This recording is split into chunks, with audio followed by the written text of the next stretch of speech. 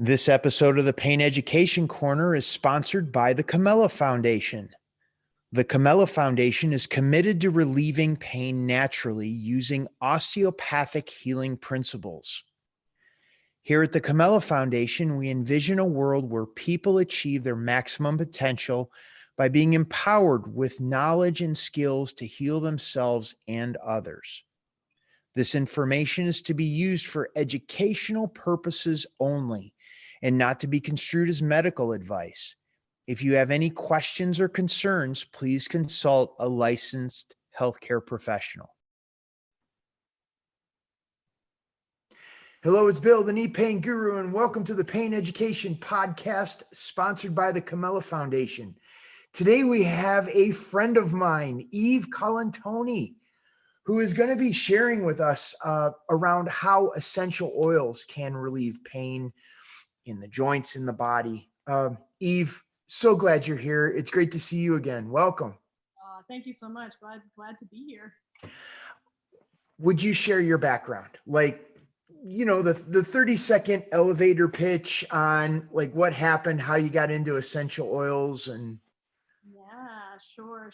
So you and I actually met in 2008. It was shortly after I had graduated from my holistic healing coaching program. So I was helping people with diet and lifestyle changes. And, you know, that had really started out of a need for finding answers to my problems.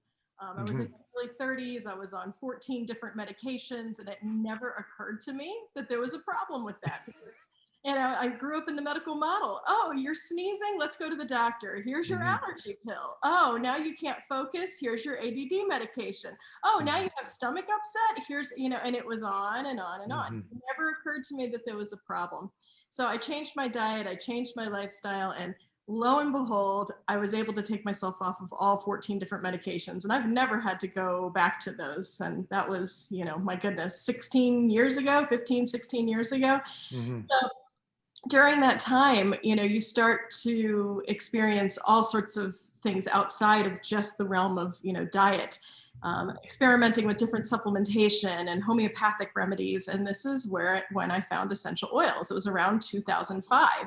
But interestingly enough, I never brought them into my health coaching practice because the oils that I was using at the time, I felt like they were very superficial. They weren't really giving me any kind of like whiz bang results.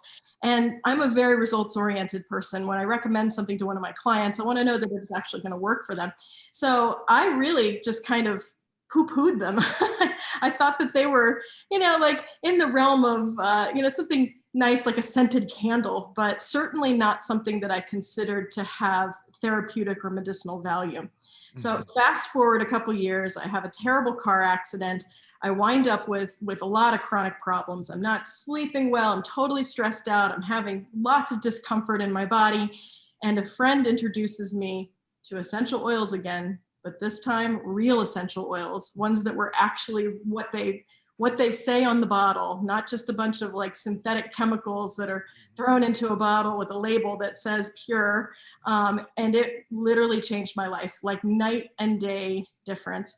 So, you know, started working with myself and then with my family and then with friends and colleagues and clients. And it was like one after another. Every single person I was working with was having these like life-changing, you know, effects from this. And I think when you start to see that, it's like, it becomes like a moral obligation. It's like, it's something that you can't, you know, hide any longer. So my whole life shifted at that point. And that's what I've been doing now for the last 8 years. Actually, I've been just exclusively teaching them about essential oils. It's been a lot of fun. Okay. That's awesome. And I didn't even know that about you, like that essential oil component. I know we've had some conversations in the past, but that is, I'm excited to hear that. Let's get a foundational thing for the listeners. Essential oils, they're smelly things. They smell good. Okay. When we're talking about essential oils, what type of smells are we talking about? Like, paint me a picture. Sure. So before we even go there, like what is an essential oil? Like, what is it even? So essential oils are basically concentrated extracts from plants.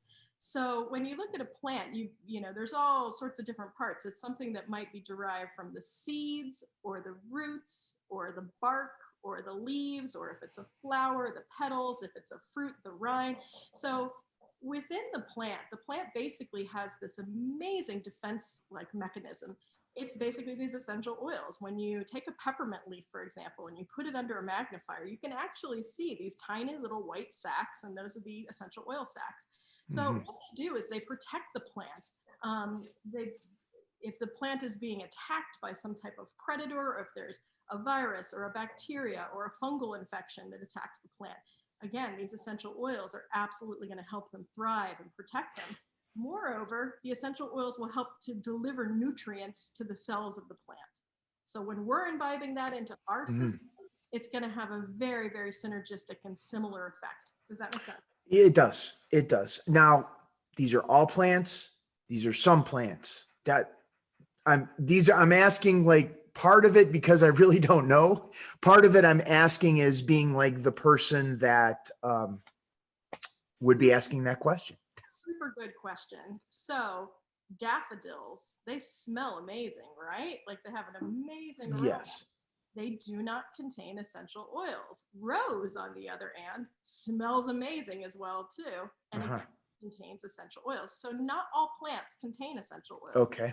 Some do, some don't. So very fair question. Okay.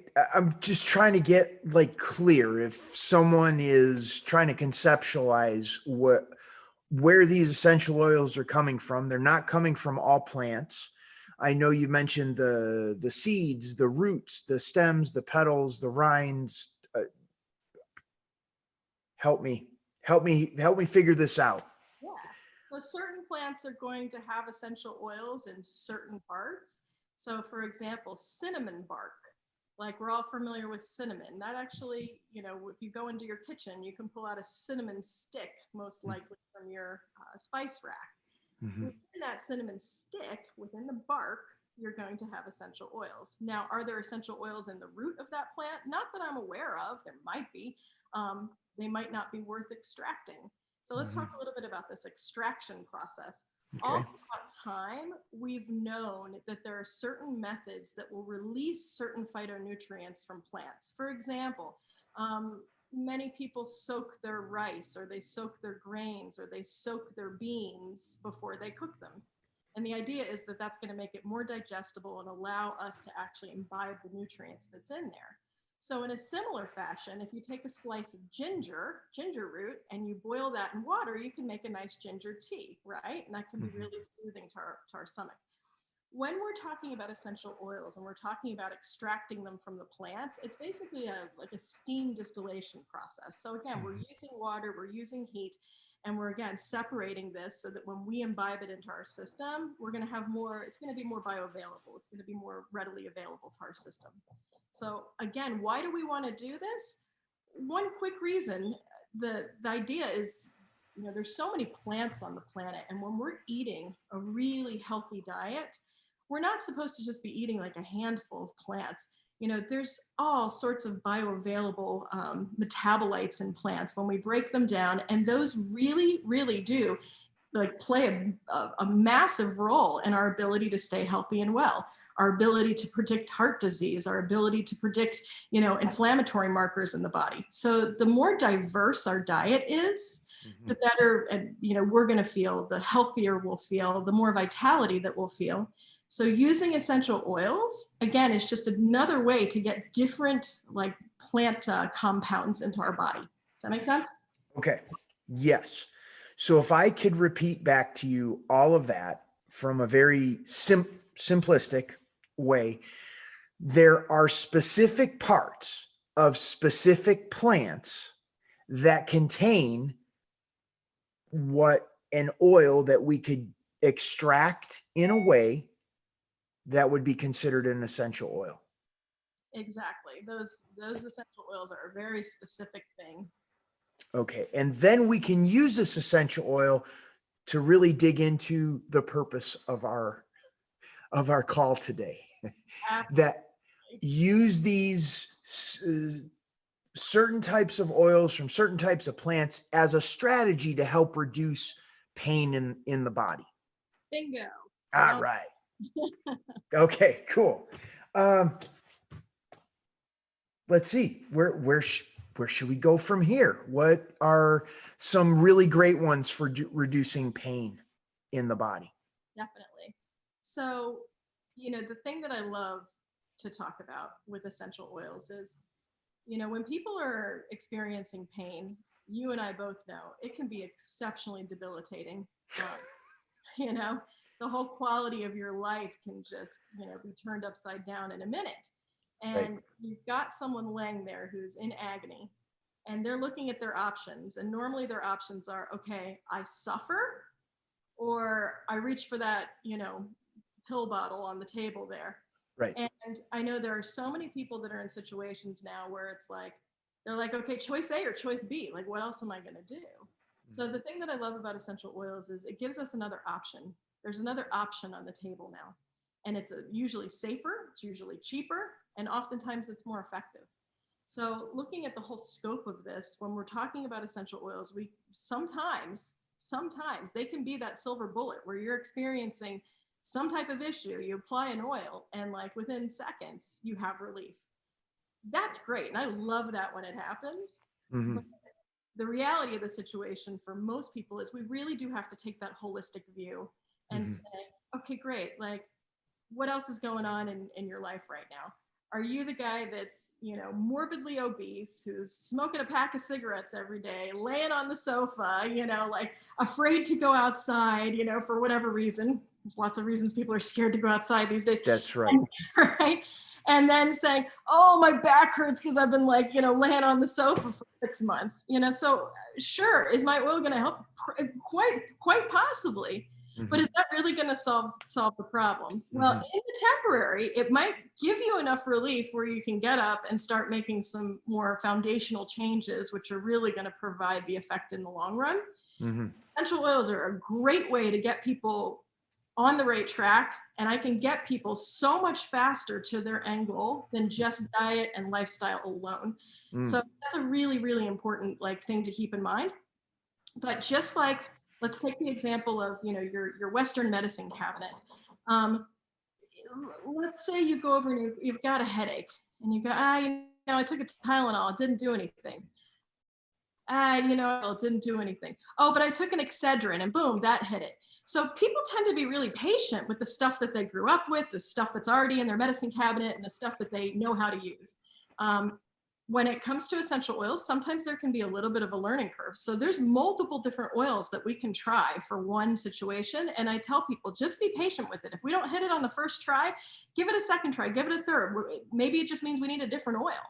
So let's talk about some oils that we can use just to let's get straight to the punchline. Sure. Cut to the chase. Let's cut to the chase. If somebody is experiencing some kind of tension in their head, you and I both know that there can be multiple different causes for this. Maybe they need to have their eyes checked. Maybe they've been, squinting at the screen all day. Maybe they drank too much caffeine and they didn't have enough water. They're dehydrated. Now they've got a headache. Maybe they've been listening to hammering all day long. Whatever's going on. There's different reasons for this. So oftentimes we might have to play around with this a little bit.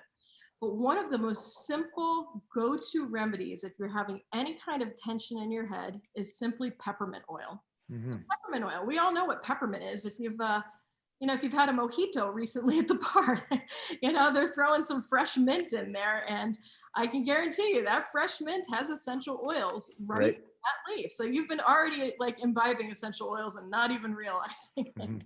Now, Eve, I'd like to interrupt you just for a second. I have my own personal experience with peppermint oil.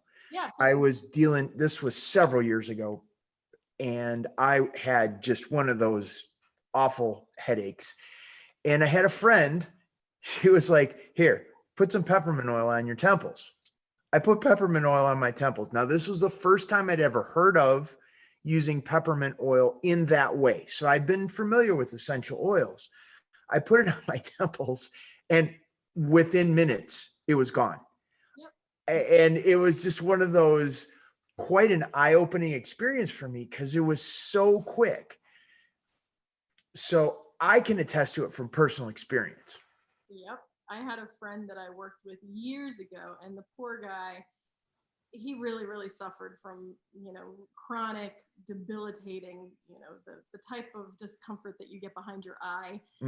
Yes. Just like I'm kind of talking in code here. I'm not necessarily supposed to like name diagnosable conditions. It's one of those things like the disclaimer here. If I sell ice packs and I tell you that an ice pack can help, could be helpful with a migraine headache, I've actually now just taken a diagnosable term there where again, that's not a medically approved device. Right.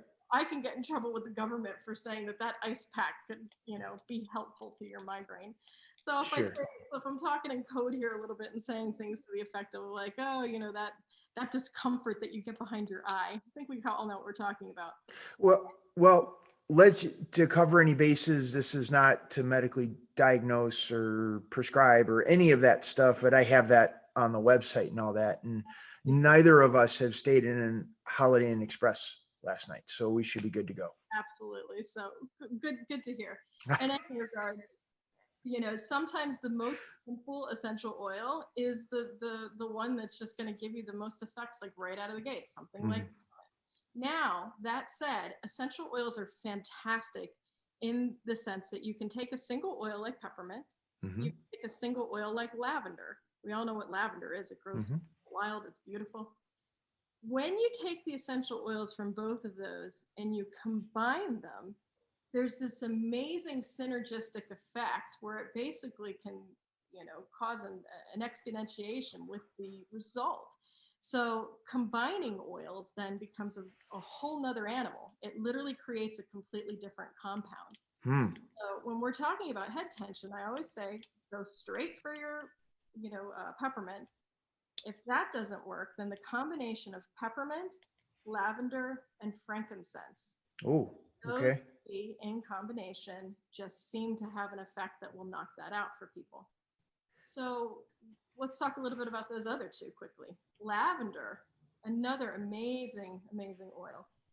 It has lots of calming properties to it. So when we're looking at the big picture, if I have somebody that's been dealing with, a chronic pain issue, oftentimes we need to look at the big picture. How are you sleeping? If you're tossing and turning all night, you're not going to be in a rested and, healing state. You're going to constantly be waking up in a deficit.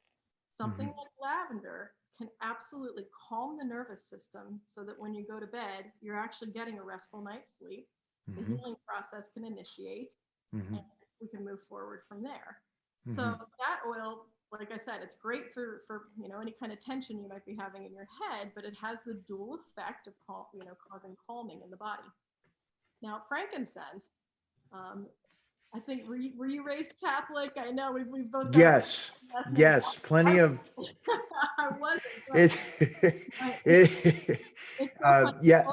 Frankincense, and all my friends that were raised Catholic, they're like, "Oh my God, this takes me straight back to like Sister Ambrose in kindergarten." Yes. So again, if you're raised in the Catholic Church, you've probably smelled frankincense being burned in the church. Frankincense is one of the oils that again, this isn't a religious talk, but the three wise men, what did they gift to the Christ child? Frankincense, myrrh, and gold. Frankincense and myrrh are some of the most intense oils that we have. They do so much. They work on this cellular level. They can really help to rejuvenate our cells in that regard. So it has some really, really important properties to it. Enough that, again, like I said, it was gifted to the Christ child. So with frankincense, anytime there's anything going on within the head, so this can be cognitive issues, this can be pain in the head, this can be mood challenges, frankincense is one of the go-tos there. So in addition to putting the frankincense and lavender and peppermint on the head for that type of tension, I would also take a drop and I would put it on the roof of my mouth. Because again, it's going to provide a penetration and delivery where it can go directly into the brain. A little disclaimer with that, and I know this is definitely something that you had asked me to talk about and something that I think is critically, critically important. All essential oils are not created equally. They're not.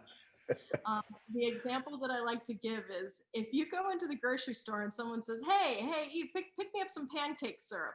And you don't know anything about pancake syrup, and you walk up and down the aisle and you see the Aunt Jemima there. You're like, oh, yeah, it says pancake syrup on it.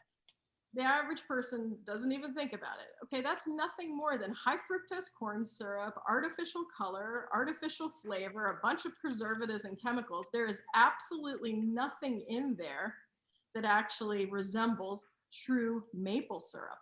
Right. So again, maple syrup is going to be something that's natural. It comes from the plant. It has all the vitamins and minerals and phytonutrients rather. So it's going to actually provide medicinal benefit to the body when we imbibe that. It's the same thing with essential oils. Basically, it's a completely unregulated industry, and almost all of the essential oils that are on the market now can't truly be called essential oils because largely cut with fillers and additives. There's all sorts of synthetic fragrances that have been added to it. So they're really more just like perfumes. They're things that smell nice, but they're not going to provide medicinal benefit. And moreover, if we are trying to use them in a medicinal fashion, a therapeutic fashion, and we're imbibing a bunch of chemicals, it can actually do more harm to the body than good. So when I talk about using essential oils, I really, really recommend finding the most pure and, only using those. How am I going to know? I'm the average Joe off the street. You're telling me most of them are perfumes. I go into my local health food store and they have essential oils there. How do I know if it's good or bad? How do I know it's perfume and filler or this is a legit essential oil that's really going to help me? So truth of the matter is there's almost no way of knowing without really researching the individual companies and finding out what their growing practices are, what their harvesting practices are, if there's any type of middlemen involved, because that's normally where you start to see things being cut and additives being included and synthetics being introduced. And does that company have any type of third-party testing, and how transparent are they about it?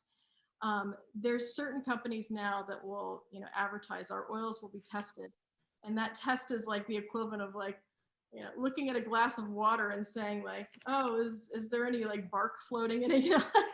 Like certainly not. I mean, it's just not advanced enough to really tell us anything. Not something that you'd be able to see with the naked eye. So that said, with all of my searching over the years, there's only one company that I trust at this point, and there's only one company that I use. And that's because every single bottle, you can lift it up on the bottom. There's a code. That particular code you can take to a website and type it in, and you'll pull up all the third-party testing. And that's not just for like the giant vat, that's for every single bottle, every single time. So again, you can just be assured across the board that what you're getting is going to be consistent every single time. So to me, that's always been really important. And I'm not somebody that's like a brand advocate for anything. I don't put my name on anything. So for me, just working with this one specific company has brought me the results that I want. Yeah. And okay, drum roll. And the company is doTERRA. doTERRA. Okay. So yes, with doTERRA, it's Latin for gift of the earth. Company has been around since 2008. I've been involved with them since 2013, and every single year that I work with their products, my respect for the owners and their mission and what they're really trying to do with essential oils has just, deepened and just grown year after year. It's really astounding to see what they're doing to try to bring natural medicine to everybody in a way that's accessible, and to kind of create a healer in every home, as we say. So it's really it's a beautiful mission.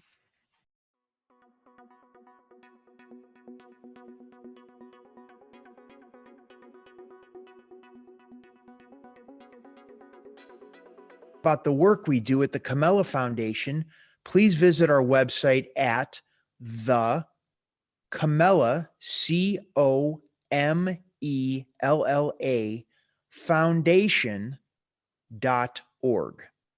Okay, I have a couple things I want to come back to. One is uh, you had talked about, and I think this is really important, whether it be using essential oils or anything else in terms of approaching the relieving pain in the body, that there's a disconnect with most people, that they'll kind of do the one-off thing.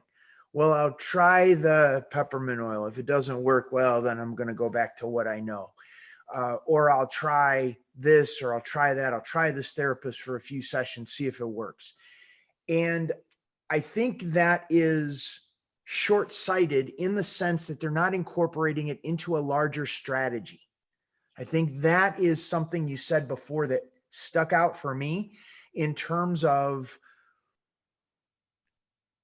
well, it's a strategy. It's more than a one-off. It's more than it's like, oh, well, this doesn't work, so I'm going to go back to the drawing board. No, within a strategy, you're taking that information in to look at the type of headache, in terms of, like we were talking about the essential oils, the type of headache. What are other factors going on in my life contributing to what's going on as far as in my head? And beginning using it as part of a larger strategy to get continue to improve health down the road. So I'd like you to speak to strategy as it relates to pain a little bit. Definitely. So again, it's always going to depend on what type of pain we're talking about. Is this an acute injury where we just need some to help support the body, in the healing process? Or is this something like monthly menstrual cramps that have been going on year after year? And we've got to really look at the big picture and talk about hormonal rebalancing while we're, providing relief during that time of the month. So again, it's always going to look at, what type of pain are we talking about? Like, how long has this been going on? Mm-hmm. And really kind of breaking it down into, nutritional support. What does your diet look like? What's your movement like? What's your sleep like? All those Mm-hmm. things can be great. If you're in an abusive relationship and somebody's beating you every day, like broccoli is not going to be your answer, Right. So, Yeah. So, ladies and gentlemen, those watching the replay of this, I really want you to pay close attention to what Eve just said. And that is part of the strategy. I got exactly what I wanted, which was the bigger picture. That's part of the strategy. It's not like, oh, I just have a headache. It's how does that headache relate to so many other things going on in my life? Sleep and water and food and relationships and financial stresses. And there's all sorts of other things. And I think that is where people sell themselves short and sell what they're doing short, where they get into this one-off kind of thing that can blossom into such a more rich experience you could have of your life when you get on that path that's incorporating a larger strategy. So awesome, Eve. That was great. my pleasure. My pleasure. Okay. The other piece that I want to, in my notes, is talking about myrrh. We talked about peppermint oil. We talked about lavender. We talked about frankincense. Myrrh. That was cute. That was perfect on time. Yes, yes. Myrrh is an interesting oil, and it's not one that I ever really use straight. It has some very, very specific benefits to it. There's a couple of oils that we kind of refer to as like the superheroes of essential oils. So frankincense, myrrh, helichrysum. Helichrysum is one that we affectionately call liquid stitches. If you cut yourself and you apply helichrysum to the cut, it can actually help, the blood coagulation, so that the scab will start to form and the blood will stop. The bleeding will stop. Great for nosebleeds with kids. So frankincense, helichrysum, myrrh. When we combine those along with rose, sandalwood, and lavender, those six together, we say like if the six superheroes of essential oils got together and had a baby, this would be like the blend. And here's what's so cool about it. We thought about like what are the properties of these, and this literally is one that will go to the cellular level and start helping our cells to repair and rejuvenate any type of like damage. So we're all familiar with the apoptosis factor, right? So apoptosis is If your cell is damaged or diseased, it like your cell has this built-in inherent like suicide function. It will shut down and cause cell death, as opposed to taking a damaged or diseased cell and allowing it to replicate throughout the body. When damaged and diseased cells are replicating throughout the body, that's when we've got a really significant disease process setting in. So this apoptosis is really important. Cancer? Is that word? Okay. Yeah, I was going to say the C word. The big C word. Yes, of course. Myrrh, they have the ability to, again, help that cell suicide like functionality. So again, super, super important factor there. Myrrh, a lot of people will use it actually for skin rejuvenation. It's something that we use in, and if you think about it, what is anti-aging? It's about helping those damaged and diseased cells in our face to rejuvenate. So an interesting one in that regard too. One thing I wanted to talk about before we go further too is a little bit of safety precautions. Essential oils largely do not have any kind of significant side effects. That's one of the benefits from these. Obviously, when used with common sense, you're never going to go out and get a bottle of 100 Tylenol and take half of them at one given time. You'll kill yourself doing that. Right. Same thing with essential oil. You're never going to go and get a bottle of frankincense and drink half of it in any given time. A drop or two is usually what you need and what you should start with. But like I said, for safety precautions, if you're using the oil topically, if you have sensitive skin or you're using it with somebody that has sensitive skin, you'll want to use a carrier oil. And basically what a carrier oil is something like almond oil or jojoba oil. I'm a big fan of fractionated coconut oil because it stays liquid at room temperature at all times. The fractionation has removed the solids, so it's a really, really nice one to spread on the skin. And again, it just provides a different type of delivery system.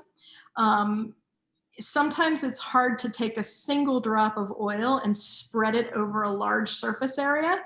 So for example, if you're having lower back pain, one drop of oil, tiny little drop of oil, it's going to be hard to disperse that. You use that in a dime size, a nickel size amount of fractionated coconut oil, you're going to be able to, again, spread that over a larger area. It also dilutes the oils a little bit. It just takes away some of the intensity. So again, using a carrier oil with sensitive skin. If you ever get the oil in a place that you do not want, your eyes, it will burn if you get it in your eye. You'll be cursing me. You don't want to put them in your ear canals. You don't really want to put them up your nose. You want to wash your hands before you go to the bathroom. Yes. I don't want peppermint oil in certain parts. I'm glad you covered this because when working with my clients, I always share the story of how Bill screwed it up because it makes it much easier for them to go and not feel so embarrassed thinking they were the only one that did it. But yes, my eyes, in the bathroom, and I've done it all, and it's like, geez. For any of us that use oils, it happens to us and then you don't do it again. You're like, oh, okay, that wasn't fun. If you happen to get some peppermint oil in your eye, do not splash it with water. That's the first thing that we all think to do. Oh, let me go flush it with water. You actually want to use the carrier oil. You actually want to use something like, fractionated coconut oil. I was in a restaurant one time where I, was using some peppermint and I wiped my hands and I'm like, geez. And the waiter came over and I said, do you have a little cruet of like oil and vinegar? He's like, yeah, sure. So I just took olive oil and put it right. Yeah. It goes away in seconds. But, so if you have an issue, don't freak out. It's really not the end of the world. Grab a carrier oil. It's going to dilute it and it'll take away that intensity, usually instantly. Like I said, use your carrier oil if you have sensitive skin. Now we're getting ready to move into summer months. There are certain oils that are photosensitive. So this is like lemon, wild orange. Most of the citrus oils can have some photosensitivity. So what that means is you don't want to apply it to your skin and then go sit out in the sun. It can cause some redness and irritation. So if you do apply Um, my apologies. If you do apply a citrus oil and you do want to go out into the sun, you want to wait at least 12 to 18 hours before you actually do that. So 12 Wow. to 18 hours with citrus oils to the skin. Now, that's not something I normally apply to my skin directly anyhow. Mhm. Again, it's just good to know as we're moving into the summer months. And Eve, now we had talked about you possibly putting together something for the bonus section. Is this stuff in the bonus? Yes, yes. Oh, We'll include the safety instructions. okay, awesome. So for those that are watching, Eve has put together a bonus booklet, pamphlet book. Yes, yes. That's going to be in the bonus section after this. And this is going to have all of these different oils and what we're covering today. So I'm going to really focus on what Eve is saying now and take less notes. So Perfect. So because we've been focusing on pain, and oftentimes pain will come up and a topical application is appropriate. For example, menstrual cramps. You're going to rub certain essential oils over your ovaries. You're going to rub it over your lower abdomen if you're having cramps. If you're having knee pain, there's certain essential oils that are analgesic and you'll rub them directly into the knee. But there are other ways to use essential oils too, namely aromatically, which means that you're just breathing it in, and internally, which means that you're usually putting it in some water and actually drinking it down.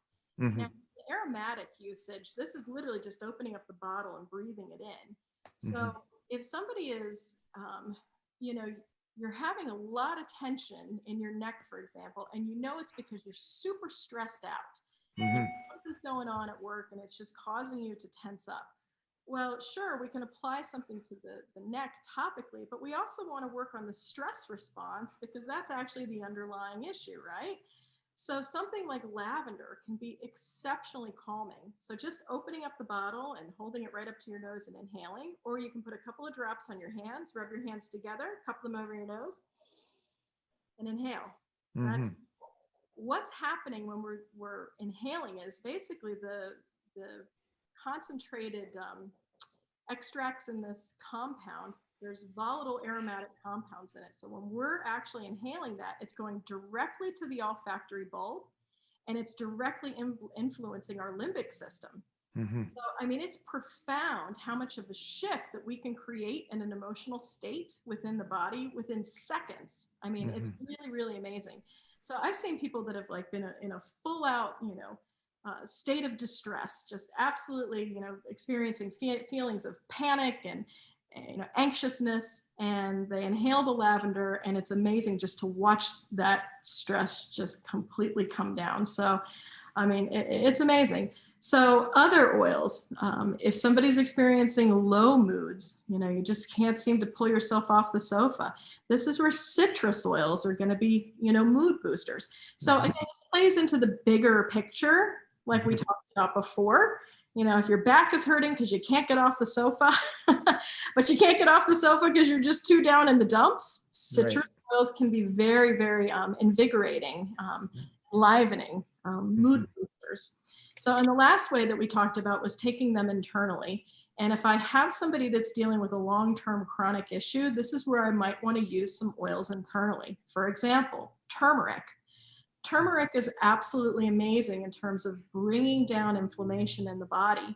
So it can be applied topically to an area of pain, for example, the knees. But taking turmeric essential oil internally is going to, again, have a massive synergistic effect there too for bringing down inflammation. Nice.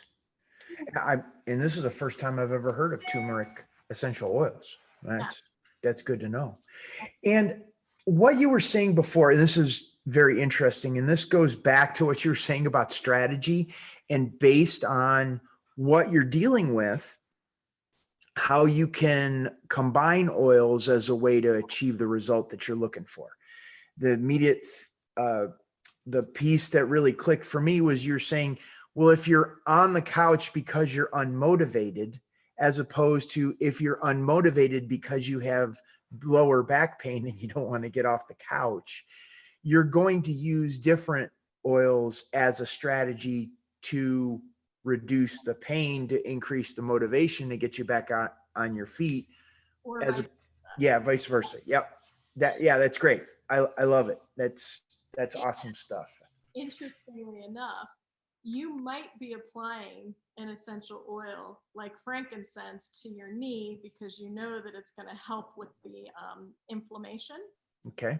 Frankincense is, like I said, it's one where we inhale it. It goes directly into the olfactory bulb and it can have a profound effect on our mood. Mm-hmm. So it's actually like, hitting two different things at once.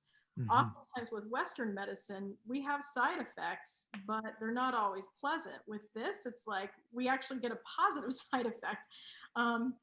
It's really fascinating that way. And I think, with Western medicine, we're not used to that in many cases. For example, if you have a headache, you're not going to go over to the medicine cabinet and get the bottle of Pepto-Bismol and pour it on your head. Right. Like Pepto-Bismol is for an empty stomach, doesn't work that way.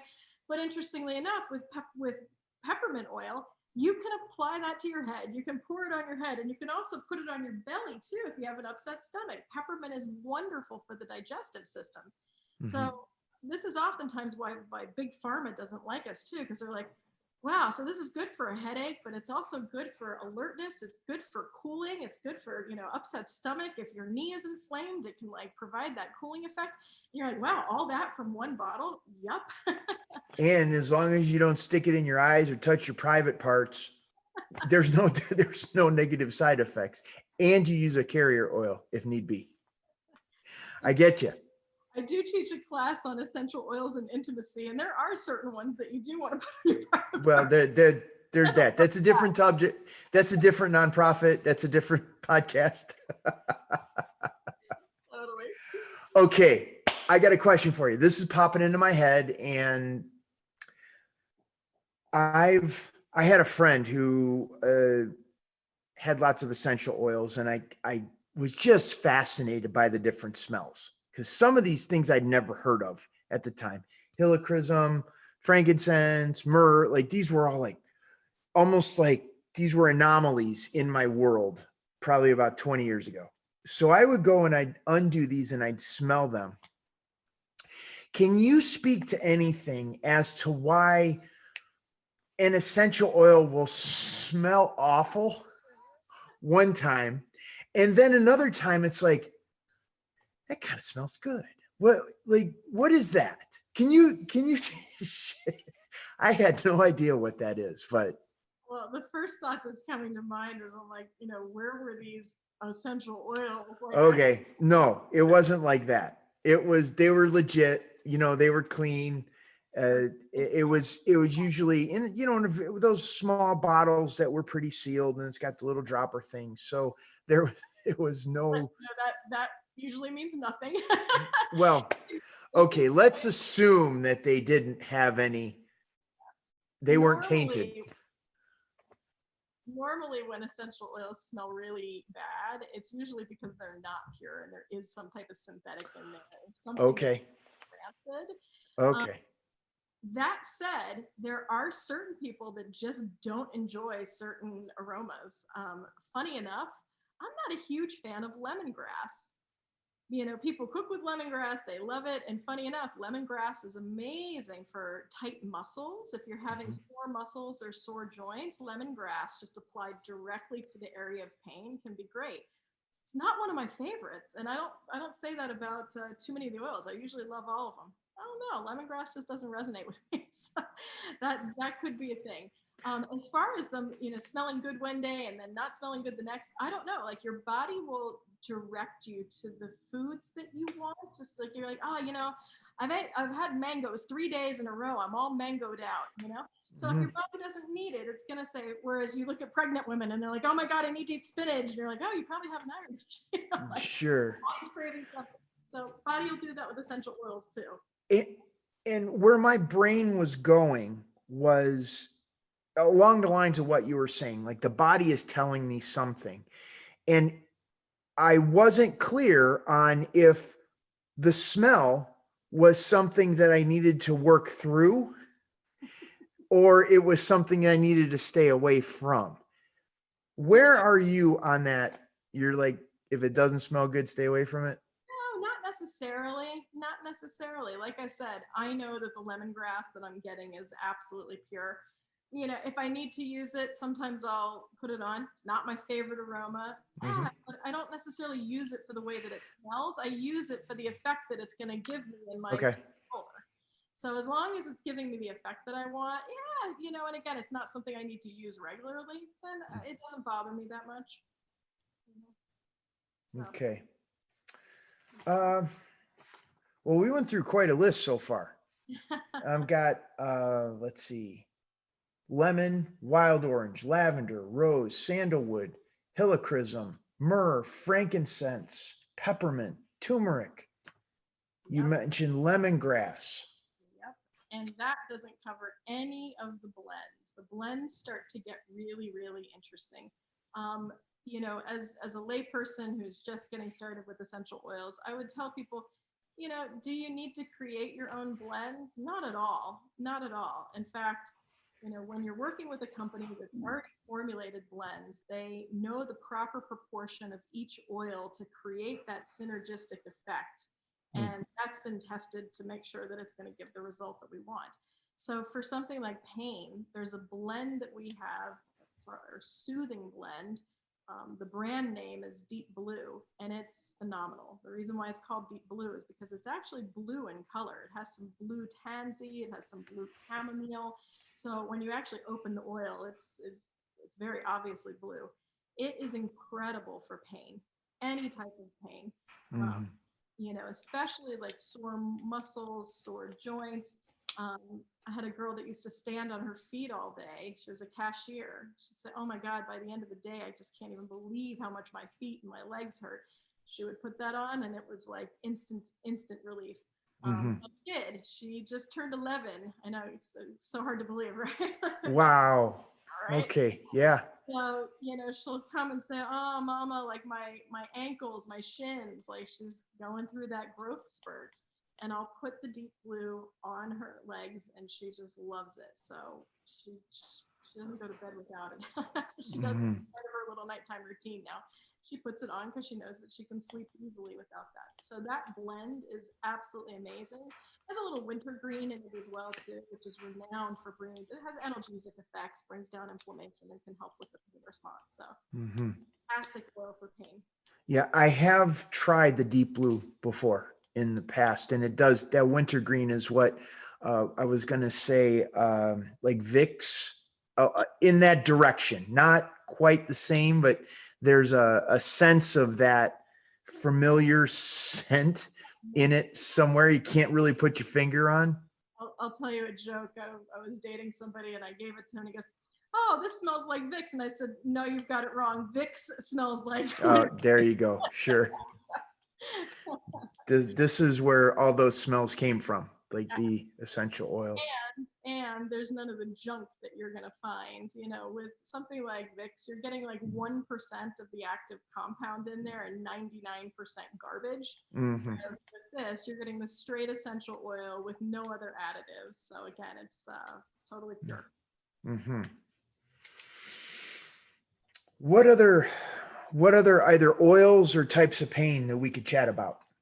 So I want to talk about a couple of other blends quickly because the Deep Blue is absolutely fantastic, but there's another blend that I recommend often called Past Tense. And as the name implies, your tension will be in the past after you use it. So it's a tension blend. It's great for, tension in your temples and your neck, and it comes in a roll-on bottle, so it can just, directly applied. Really, really nice blend as well too.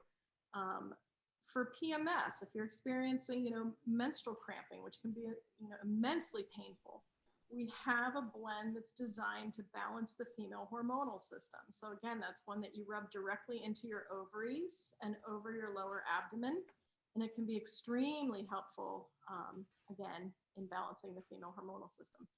Talking about strategy, though, this is one where, again, it's not something that you just use once and you get over it. Even if somebody is working with an allopathic doctor or a naturopathic doctor, it's oftentimes understood that it takes 3 to 4 months before you see any kind of shift in your monthly cycle. So again, you've got to be diligent with using things and being patient to know that it's going to take months to balance that. Just so I'm clear, you need to be diligent from the allopathic side or from the essential oil side of things? Either. Almost Okay. any doctor that's working to balance the female hormonal system will tell you that you normally are not going to see a stabilization for at least 3 to 4 months. Got it. Talking about strategy, it's not something where you go, well, I rubbed it on once. You know, it's like, oh, I went to the gym once. Why am I not skinny? You know? Right. Here's a question, a skeptic question. Sure. How do I know my strategy is actually working or I'm fooling myself? Very, very good question. So it's oftentimes easier to start with oils with something that is acute that's happening so that you can see that a result is happening there. When something is acute, you can apply an oil and usually cause a shift very, very quickly. Once somebody is actually experiencing those kind of results, they develop a faith like, oh, cool, I see that that worked. Okay, now I'm ready to address something that could take, 90 days. So if somebody is dealing with something acute, for example, let's just, take some head tension. We say, take a drop of oil like peppermint. You're going to apply it every 15 minutes for an hour. And if after that hour you're not seeing a shift, doesn't mean that peppermint doesn't work. It just means that it's not the oil for you in that moment. So let's try the peppermint, lavender, and frankincense combination. Okay, if that's not it, is it the tension blend? The tension blend works great for, I'd say like 75% of people. 25% that I try it with, they have no benefit from it whatsoever. But if you give them straight peppermint, they're fine, So it's just a matter of playing around and figuring out which one is going to work. Does that make sense? It does. It does. And my question is more directed, if I'm walking down this path initially by myself, I'm a essential oil newbie. I know peppermint oil on my temples makes a difference. I have other oils that are various around my home that I keep for various reasons, like lavender because my daughter likes it, and other things like that. And I want to address this strategically because I'm not going to have necessarily a how to plug this into a larger strategy with diet, nutrition, and all these other things. Is that something that I would really want to take on myself? I mean, just being honest. Like, there's some things acute, got a headache, or I got something, and I could use this instead of Tylenol, Excedrin, Nuparin, Advil, that kind of stuff.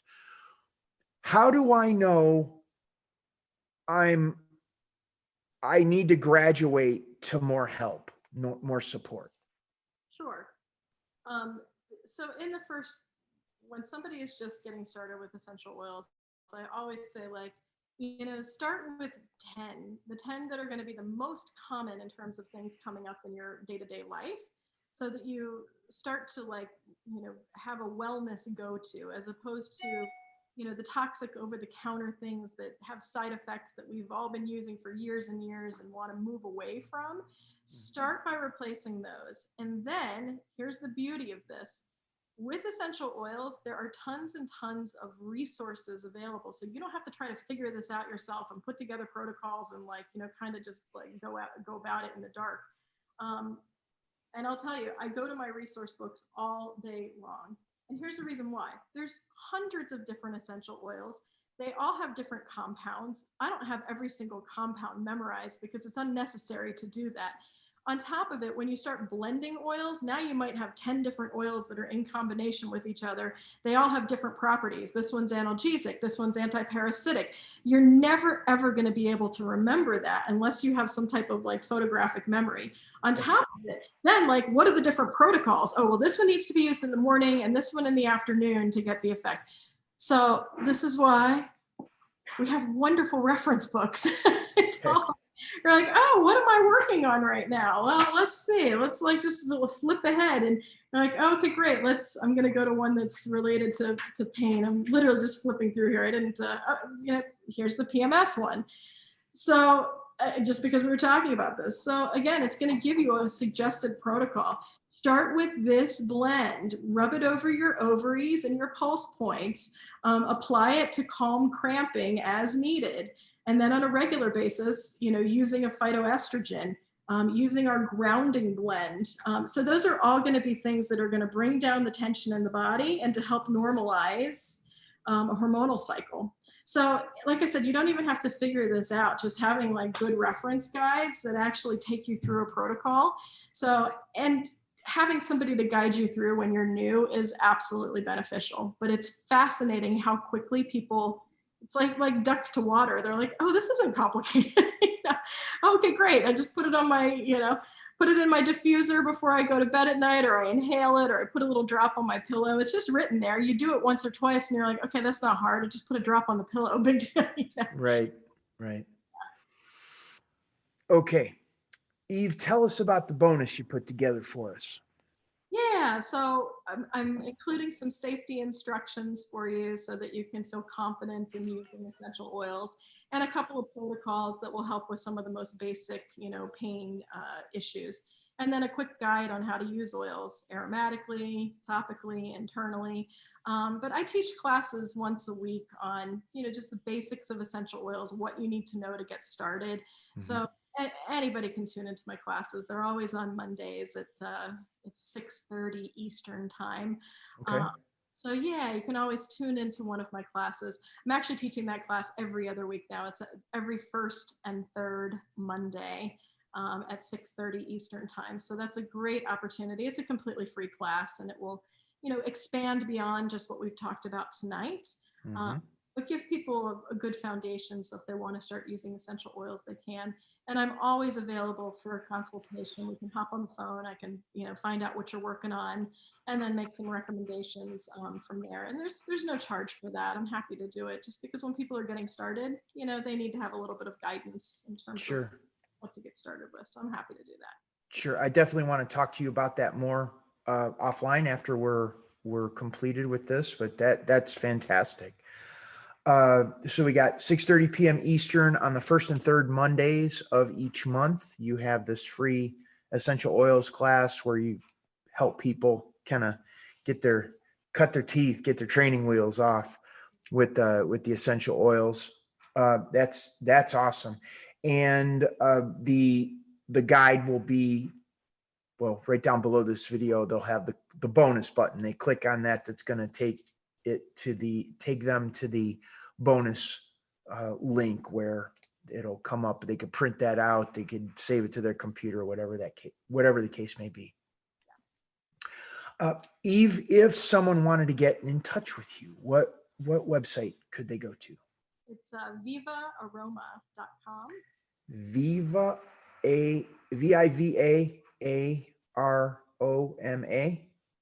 Viva. And they can email me. It's eve@vivaaroma.com.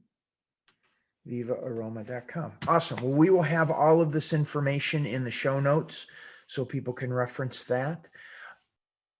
Eve, is there anything we didn't cover that you would like to go back to and touch on, go a little deeper on? Yeah, I think we covered a lot, but just the final thought. There are solutions out there that are safer and cheaper and more effective. So if somebody's, in pain at this point and they're like, what do? I take the thing that's been causing me bad side effects and, isn't necessarily healing the process, just kind of providing a Band-Aid, or I suffer. Like there's another alternative now, and that's actually giving your body things that are going to help initiate the healing process. And again, just get results in a different fashion. So yeah, I completely agree. And there's also this place, I think people are a little afraid. It's unknown territory. There's a lot of uncertainty there. And to be able to reach out to someone like yourself, someone that they've heard speak, that they knows their stuff on the subject they would need help with, and you be able to guide them, support them through the process, answer their questions to kind of learn that new territory. I think that's wonderful. Yes, sir. So, Eve, here, this was fun. It was great seeing you again. It's always good to see you. So thank you for having me. Definitely fun. Yes, absolutely. And for those that are watching, I want to appreciate you for being here because you make it possible. This is Bill Paravano, the knee pain guru, for the Pain Education Podcast on behalf of the Camella Foundation. Thanking you so much for being here. Have a wonderful day, and we will see you on the next one. Thanks so much. About the work we do at the Camella Foundation, please visit our website at the Camella, COMELLA foundation.org. Join us next week for another conversation on natural healing methods to eliminate pain.